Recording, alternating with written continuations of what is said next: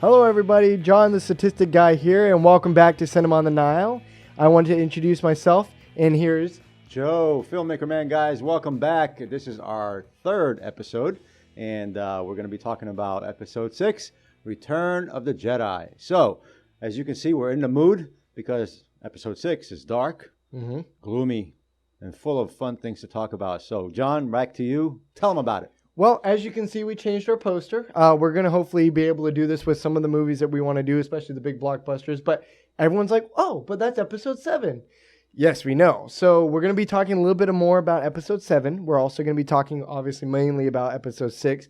We're still going to be trying to do the live show. We're going to be doing the following episode after the live show. We're going to have the recorded episode for episode 7. That's right. We're planning on going to go see it after the movie comes out. Fun scheduling, but we'll figure that out. Our biggest dilemma right now, whether should we see it IMAX or no IMAX? So give us some votes. Let us know what you guys think. Should we see it in IMAX or should we just see it in a regular theater? And we'll see. We'll take your vote and we'll go with it. Yeah, and I definitely think IMAX will be worth it. It's one of those movies that it's worth seeing in IMAX. After rescuing Han Solo from the palace of Jabba the Hutt, the rebels attempt to destroy the second Death Star, while Luke struggles to make Darth Vader return from the dark side of the Force. Overall, this was directed by Richard Marquand, I think is how his name. I'm probably saying it wrong. I'm sure someone's going to correct me. No worries. Still written by George Lucas. Overall, it made $309 million as of the 97 special release. 309. And the numbers keep going up. I know, that was like 26 million more, wasn't it? It was roughly about that. The budget was $32 million, so it was twice the budget. But hey, it still made well over the amount that it was made for. Absolutely. Really good movie. We really enjoyed it. Like we were saying, it's a lot darker, brooded movie where Luke is dealing more with the dark side and the darkness inside of him. One of the things I referenced to Joe, and he noticed it throughout the movie also, is that he wears most of dark attire. He's very on the edge of the dark side. As we're going to discuss later, we start seeing that evolution of him becoming on the light side, trying to bring his father back from the dark side. Right. As you guys know, Darth Vader being his father, fell into the dark side. You guys see 1, 2, and 3. We might do that eventually, give or take, if you guys want to see that. But overall, really good movie. A lot more confident performances, wouldn't you say? I was actually going to just talk about that when you were done. I was going to mention Leia and Luke. You can tell that their confidence level in acting has gone up tremendously. I mean, I've noticed them. They interact a lot different. They're a lot more comfortable in their own skin in front of the camera. So you can see that while they're shooting, their scenes together while he's by himself and so on and so forth. You can just see the confidence level rise higher and higher as they're proceeding throughout the film. I don't consider them new as actors, of course, but for that time, they were pretty much new into the acting world. And so you can tell it took them a while to get comfortable in their role as Luke and Leia. And I think they did great. Yeah, they definitely grew into it. And one of the things I was reading here is I thought was pretty interesting is I didn't even realize this. Apparently, we were discussing about Carrie Fisher's whole career and all that stuff. I didn't realize that it says that there's a scene when Han is looking at the Millennium Falcon. He hugs Leia. You see a scene of her fingernail, and I don't know how true this is. I don't know. I didn't even know that much about her. She was a really bad drug addict. This is true. Yes, I didn't know she that. used to be a huge drug addict. She was a lot heavy into drugs back then, too. Well, but that's what I was going to say is that they said that you can see one of her pinky fingernails was longer because they call it, I guess, cocaine. Coke nail. The coke nail. You're right. That's what I was going to say. I was like... Everybody knows about the coke nail. That's a Hollywood thing. Are you serious? I never even heard of that. Doing coke on the set was the theme back in those days, the 70s, wow. 60s, 70s. And early 80s. In film school, we were actually told about that. Of course, in secrecy, if you will. But yeah, it's something that if you had the pinky nail long, it was the coke nail. It was when I was reading that, like I was trying to imagine. I guess it makes more sense now. I don't do drugs, obviously, and I'm just saying is that I didn't even realize she was, and maybe that explains a lot of her career in films. That's why she didn't really do much more after. You'd be surprised, my friend, how many people in Hollywood do cocaine. But that's besides the point. I mean, that's neither here or there. But yeah, she did have the coke nail, and so be it. She was into coke, but it's like having an actual Coca-Cola on the set. It's Yeah. kind of common. Yeah, I mean, and So- regardless, though, she did a lot better in this movie. Yeah. I loved her in this movie. I think the chemistry that they had, we didn't even really mention that much in, I guess, episode 5, was, a little bit about the chemistry between her and Han Solo or, Harrison Ford. A lot better acting than now after the whole, I love you scene. We were talking about towards the end of the movie. They did a little throwback where, Han's like, oh, I love you. And she's like, I already know, which obviously, I guess that was kind of a nod to the fact that Harrison Ford, one, stayed with the movie, and probably two, is like a little cutesy thing. But in this, instead of it was the whole scoundrel princess thing, now she's become more of a warrior. She's become more of a character. And that's one thing I really liked her in this is she's not a weak character. No. And none of the characters are really weak in this, obviously, other than C-3PO, but he's just comedic relief. Well, yeah. But and the fact that there were 2 women, two women were in the entire movie. We were or discussing the series, really. Well, You it's know. Princess Leia and the one commander and the I forgot the name of it. It's like the Carillion, or you know what I'm talking about, the big ship where they had the Death Star diagrams when they were talking about attacking it again. We're like, Right. oh look, it's the second woman in the whole universe apparently. Yeah, it was a funny thing to see. He actually pointed it out. I wasn't paying attention, but he's like, "Look, Joe, another woman." And I'm like, "Oh, wait a minute. There really isn't any other women in the entire film." And that was it. That was one of the points that we wanted to bring up. And 2 women. That's all you get to see. And I think the other lady even had a small talking role. I know she has a name. I don't recall it off the top of my head, but overall, the movie actually made, I didn't even mention this earlier, $20 million in opening weekends. That's crazy. It's the first film to do that over a weekend for its time. That's strong. Oh, yeah. Back then, that's strong. Oh, yeah, Very definitely. I wanted to make a real quick correction on myself. I forgot the name of the actor I said. The actor I said in episode 4 who I thought played as Obi-Wan Kenobi was actually the guy that played as General Tarkin. I messed that up. I think it's Cummings, or I forgot his name off the top of my head. I referenced him. So the actual guy that plays as Obi-Wan Kenobi is Sir Alec Guinness. I believe that's how you say his name. Apparently he's knighted.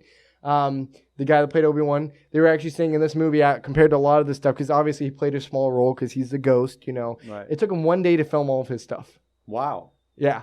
They're just like, here you go. Wow. I'm sure they sent someone there to his house, like, put on this outfit. Here you go. Here's the green screen. There you go. Done. That's incredible. And he got credited for it. I mean, that's pretty good. The reason why we're saying it's incredible in a lot of the things that we're talking about, because we're thinking back then. We're not really thinking nowadays. Of course, nowadays that's a piece of cake. But if you really think about it back then, lugging around a 35 millimeter camera and the crew and sound and so on and so forth and lighting and grip, that takes a lot of effort. And, it's not just a 1, 2, 3 project. It takes a lot of time to set up the shot. As you all know in the world of film, and John and I can attest to this as well, it takes a lot more time setting up the shot than actually doing the shot. So you can be setting up for a good hour and a half to get a 3-minute shot, and that's the way it works, in the industry. But for them doing it in 1 day, getting all his scenes wrapped up in 1 day, that's amazing. That's really, really talent. And that was something I was also going to mention is that this all really kind of slowed the pace more than it did in the first movie when it was just full action. Different actor, different director. Following up Han Solo being captured, we didn't really kind of mention too much of the plot details. He was captured, frozen in carbonite, all the love scene, oh, I love you. Well, he was brought to Jabba's palace. That costume, though, cost $500,000, by the way, was 3,000 pounds. That's right. I think it was like 12 people it took to operate it. Yep. But that was actually shot, most of the desert scenes were shot in Yuma, Arizona, excuse me. And so I thought it was funny is that I didn't realize this. So, little reference, the whole Family Guy stuff. Everyone's at least seen it. If you haven't, it's entertaining parody. So I believe it is the last one. They actually call it Blue Moon or Blue Harvest. Excuse me. Blue Harvest. And I didn't know why. Do you know why? No, I don't.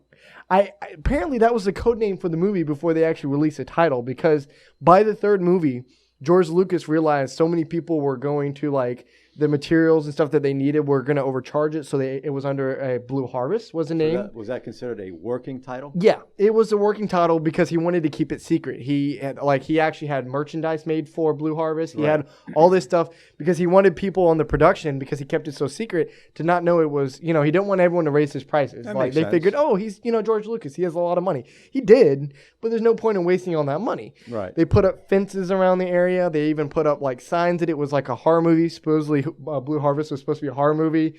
There was a lot of motorcycle or motocross.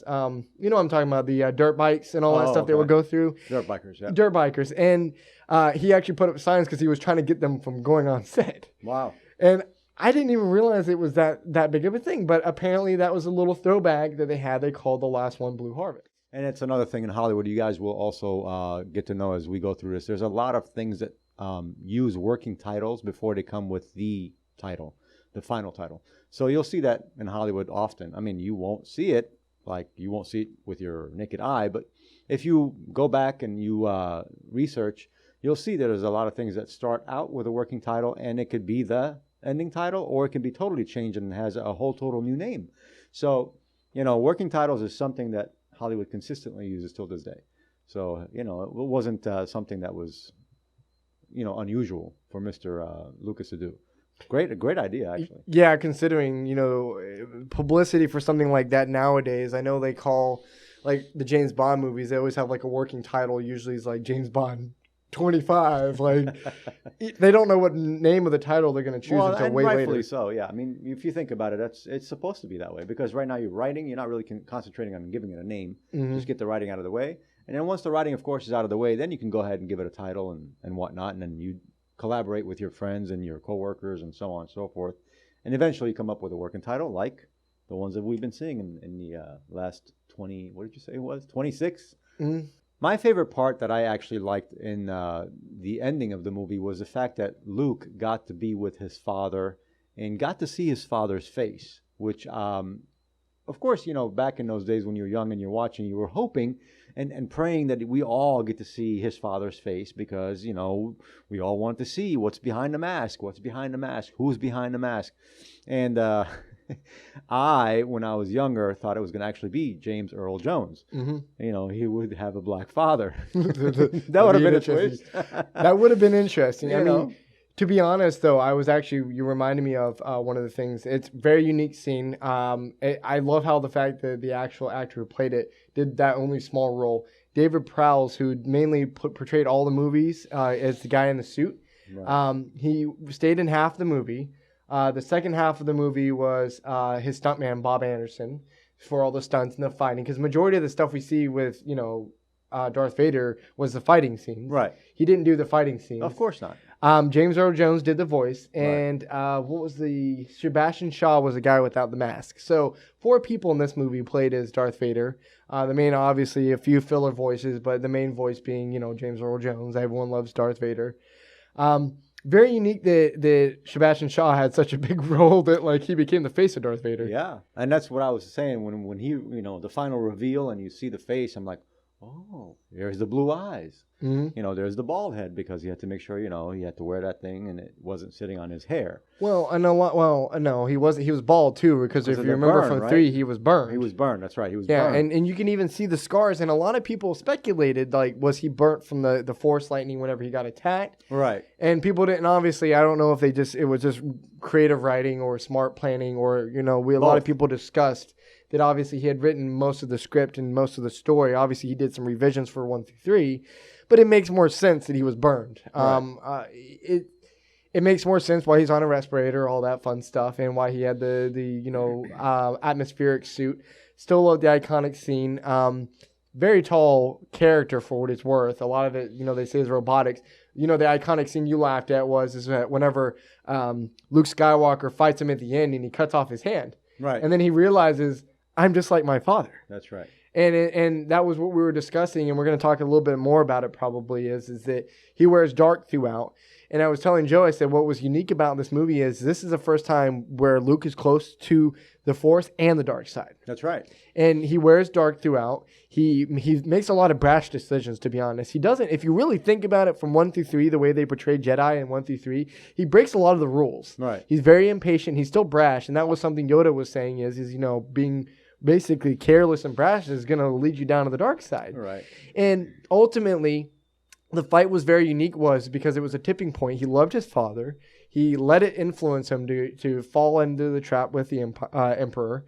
The Emperor basically screwed him over and tried to turn him against his dad, and he almost killed his dad. But then, he realized his humanity was, whenever he was getting shocked, you see his lapel opens, and you can see the actual white inside, and it shows that inside he is still a good person. Yep. Even though in his outer shell, his feelings is very thin, it still is very in the dark side. But that's what we're still speculating about 7. But what's your opinion on that? Well, I mean, it's also a touching moment from the other perspective, which you talk about the son, I talk about the father, because I am a dad, and I look at it from a different perspective. The father was watching the Emperor torture the son, and no matter how evil you think you might be as a person, you still can't watch your kids, get tortured and die in front of you, and that's where the goodness in you comes out, no matter how dark you are. And that's the symbolic, part of the whole movie, is that no matter how dark you've been throughout life, if it's your own flesh and blood, you're not just going to sit there and watch him die. And so he sacrificed his own life to save his son. Mm-hmm. And that's why when we talk about 7 and how 7 is going to turn around, now it's going to portray something that's going to be similar to what you saw in 6. We have a good feeling. I mean, we're going to very good feeling. If you guys are not following what we're talking about, it's basically, it's like history repeats itself kind of thing. Yeah, and I don't know if it's going to be poor writing on their part doing that. I think it would be unique to see that kind of follow-up. I agree. Because we were discussing earlier, and they repeated in the movie, Leia's the one he discovered. Leia's his sister, spoilers. But anyway, he discussed with Yoda about there's another one. And to be honest, like I said, we still haven't seen her using the Force other than their connection. But it's kind of like a twin connection. He can talk to other people. Who knows? But, I mean, to be honest, they run into Leia. They're looking for Luke, but we don't see him on the poster. But here's the thing, though. If you remember in 5, when they went to pick him up, it wasn't really the twins connection. It was a telepathic connection, which I forgot to mention back when we were shooting 5. You guys, if you remember the end when they went to pick him up, he spoke to her telepathically. So therefore, they're letting you know she has powers as well. I think she has connection, but like I said, no offense to Carrie Fisher, she's an old lady from what we can see in the trailer. Well, she's obviously leading still the rebellion. Old and wise, right? Well, yeah, and as we know a little bit about the movie, about the New Order, which is the remnants of their empire. Right. Obviously, I believe Leia is still heading the rebellion, which makes sense. She has commanding, lead in the whole rebellion in the first place. Obviously, we're going to end up going there, and I'm wondering if they're going to use that connection to find Luke, which makes sense. They're obviously, they're going to look for her. But I still have speculation because, like I said, if you remember in the second theatrical trailer, the one they had when the NFL show, we actually see Luke put his hand on what we believe is Luke put his hand on R2-D2. In that trailer, he mentions, I have the power, you have it. And obviously we believe he's either talking to Finn or he's talking to Rey. It's a female hand. No, that was robotic. It was metallic. No, not the robotic hand. I'm talking about the person that takes the actual lightsaber from him when he hands it over. That's a female's hand. Correct me if I'm wrong. Anybody want to come in with some comments? I think it was a female hand that grabbed the lightsaber from him. And it could just be a supplement shot, though. Could be. I mean, to be honest, like I said, it could be that he's handing it to her and they're just using that maybe to give it. I mean, we know already the Daisy, I forgot her last name, who plays as Rey, is going to be in majority of the movie. She's already signed on. We haven't seen anything related to her being a Jedi other than Finn playing, later the trailer. And we're going to talk about more about this, about him having the lightsaber. Who says that maybe he's not even the Jedi? And like you said, maybe he's not the Jedi. Maybe they're trying to imply that he is, and maybe he isn't. It's meant to. I think we all could be wrong, but it's meant to throw you off. Yeah. And another thing, I'm throwing this out there, and it's just my personal opinion. What's to say that Luke didn't go back to where Yoda was? and actually stayed there. Dagobah? And meditated there and stayed there for as long as he did. You know, I always often think about what happened to him. Where'd he go? Did he go to meditate and become a better Jedi? Well, if that is Luke, and like I said, we're speculating a little bit too much more than we are in 6, but I wanted to just, and we can continue if you want. I just wanted to make a closing statement. In my opinion, is when we saw that where he puts his hand, it looked almost like a lava planet, almost where Anakin died on Mustafa, I think is how it's called. Mustafa. That's not Mustafa. Mustafa's an Arabic name. Mustafa, if I remember right, is it's an actual song in the Middle East. No, it's Lion King. Mustafa. No, that's not Mustafa. I'm pretty sure it's Mufasa. Mufasa. Okay. I don't remember the name of it. I know someone's. Please comment it what it is. I can't remember right now what it is called. But the where in 3. Where Obi-Wan Kenobi and they fought, it almost looked like he's there. I mean, also just to also speculate, Kylo Ren is also in a way worshiping Darth Vader, because we see. But if you look in the poster and if you look in everywhere else, she's dressed like a Jedi. So that's a hint. He isn't. Yeah. Finn is not dressed like a Jedi. I mean, look at his clothes. He doesn't. He looks like something out of like where what's his name came from. Almost like Han Solo. Or not just Han Solo, but Han Solo's buddy. What's his name? Oh God! I kept forgetting his name. Mr. Colt 45 man. Yeah, I don't know why I just forgot his character's name. It's been a long day we've had, but yes, I mean, we have had a long day. Overall, but he doesn't look like to me. He does not look like a Jedi. She looks more like a Jedi, and that could be an offspring. I to be honest, still feel like they're trying to throw us off with the whole Finn thing. We're gonna debate a little bit more about Finn and the. After recording, we're going to try to do it during the live show. No. Now, hold on a second. I have to let this out. Okay. This is my speculation and my thinking, and I could be totally wrong again, but hey, this is why we're on the show. We all get to talk freely. I believe Leia had a kid that is her child, and now her uncle hands her the lightsaber and says, "You are now the one who is going to be the savior." And I think that's where this is going to go. Well, I agree. I mean, I think it's unique because a lot of the pronouns that they use, they don't really say he or she. It's gender neutral. And look at her. She looks like Leia. To be honest, I think we were speculating. I don't think John Boyega is going to do that bad. We're not going to go into that much. We're going to try not to get off rails on this. I'm just saying, I do believe Daisy, I forgot her last name, who's playing as Rey, is going to be great. And I think it would be unique to see a main character as a female who's also a Jedi. And maybe even both. I mean, to be honest, I don't know. I don't want to have the screen filled up with lightsabers. But we don't really know yet. But back to the movie. Sorry, guys. We can't help ourselves. We're just excited. We are. We're really excited. One of my favorite scenes in the movie would probably be the speed bike scenes. And I actually discovered how they actually did that was they had a guy walking for hours, walking backwards with the camera through the actual woods. And he was actually shooting at 1 frame per second. And when they sped it up to 24 frames per second, it looked like they were zooming through the forest. Now, I joked around with Joe. I'm like, wow, look at those green screen effects. I mean, that was unique back then. A lot of people got sick watching in some parts. It was very dizzy. Oh, yeah. Very fast paced. Probably the fastest pace. Now, the difference I was mentioning from this one to the other one was the 5 was more actiony throughout in the beginning. This one was more actiony to the end. I mean, right. You have the fighting scene. You have the whole battle on Endor. You have, the destruction, spoilers, of the second Death Star. Well, it's more strategic, too. That's what it really is. Yeah. It's not chaotic fighting and all that stuff. Right. I feel like because this is, by the way, to throw back to 7, I feel like now 7, though, is going to probably go back more to the action. Because we're in a modern day society where everything has to blow up, unfortunately. But thank you, Michael Bay. Gotta love Michael Bay. He's the one with the most blown up movies I've ever seen yet thus far. Blown up, no pun intended, right? No pun intended. I want to talk a little bit about what I also liked in the movie besides the father and son scene. I thought when I first saw back then, the Ewoks were just the cutest looking things ever. I mean, they obviously have a huge role towards the end of the film. If you haven't watched it yet, go watch Return of the Jedi. You're going to like it.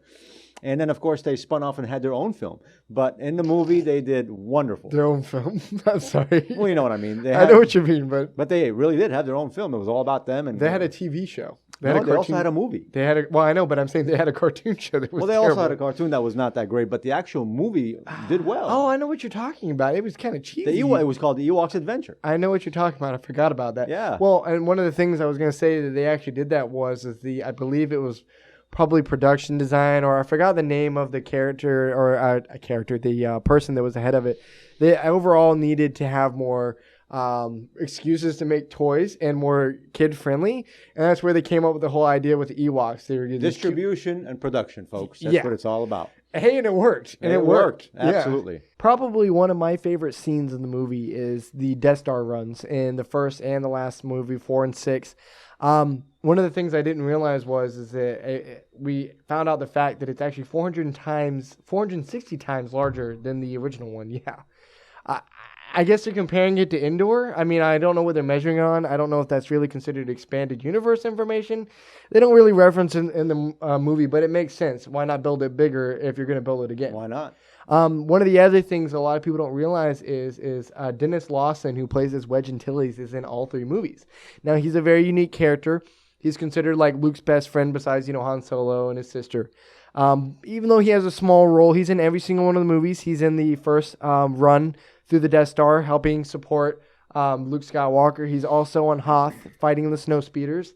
And he's actually basically the one that helped Millennium Falcon destroy the Death Star. He was in every single movie. They actually even brought up to him, like, would you like to be in the 7th movie? But because the role was too small, he asked, could you make it bigger? They're like, no. So he said no. But when I saw the movies again, I'm like, I hope he's in it. Because, a lot of people don't know, he's considered in the expanded universe as the leader of the Rogue Squadron, which is made by him and Luke Skywalker. There was a lot of games that came out. I never really played them, but I've heard there's a lot of big fanboys for it. Really unique character. I wish they kind of did a little bit more. That'd be nice if they could have got him to do a throwback. You know who he reminds me of? Edward Norton. Yeah, I mean... He has that Edward Norton quality He does. He's very, very short-lined character, but he's one of those characters that's kind of like, it's weird he's in a cameo in every single one of them. I still kind of sad he didn't do the 7th one, considering his old ones Maybe he's the son of one of the producers. Who knows? Who knows? But... overall, we really enjoyed this movie. As we were discussing earlier, when we were watching the movie, it wraps up a lot of stuff. Not as much action. The first one, building characters. Second one, full of action. This one's wrapping up a lot of stuff. Right. It was obvious George Lucas was kind of wrapping up. He wasn't expecting to do more movies. That was, the new thing with Disney. But overall, What's your thoughts? Well, I think it was, I would have to agree. It was more of a, let's kind of be done with it. Mm-hmm. He, of course, had no idea, even though he says in some of his interviews that he had an inkling that he will be writing 7, actually 1, 2, 3, and 7, 8, and 9. So didn't talk about him in the 7, 8, and 9 kind of concept, but he said there will be some other things in the future. So as a filmmaker, you always want to expand on whatever it is you got going for you. So if it's going good, why not keep going? I just hope they're not going to run it into the ground. But overall, I mean, this is what we have for this episode. We're really going to speculate on episode 7 coming up. We're going to be doing that live show following this episode. We're going to be doing it. I wanted to correct myself again. December 17th, we're going to be trying to do the live show sometime by noon. I said the 12th last week.